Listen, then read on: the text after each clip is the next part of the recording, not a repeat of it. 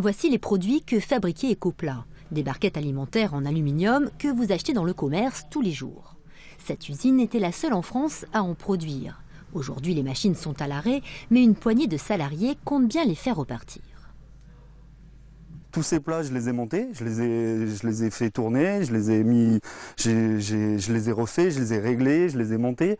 Et aujourd'hui, je vois le client et je ne savais pas pour qui il était ce plat-là. C'est vrai que c'est un autre côté, un autre visage de la société. Mais bon, il faut en passer par là, tout le monde met la main à la pâte.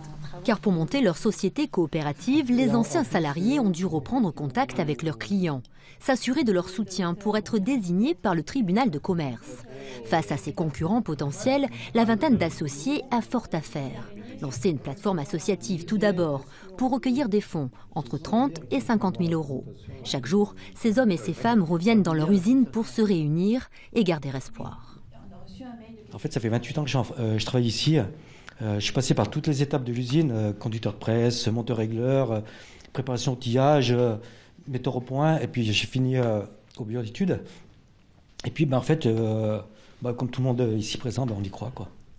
Depuis la liquidation de l'usine, les anciens Ecopla sont accompagnés par l'Union régionale des SCOP. En Rhône-Alpes, il en existe 400.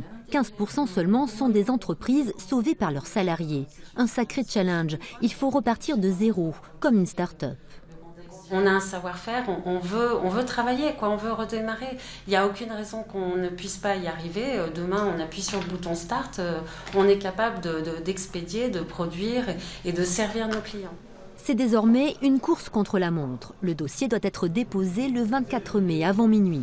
Pour l'heure, les salariés recrutent un manager de transition qui deviendra leur gérant si le tribunal de commerce les choisit comme repreneurs.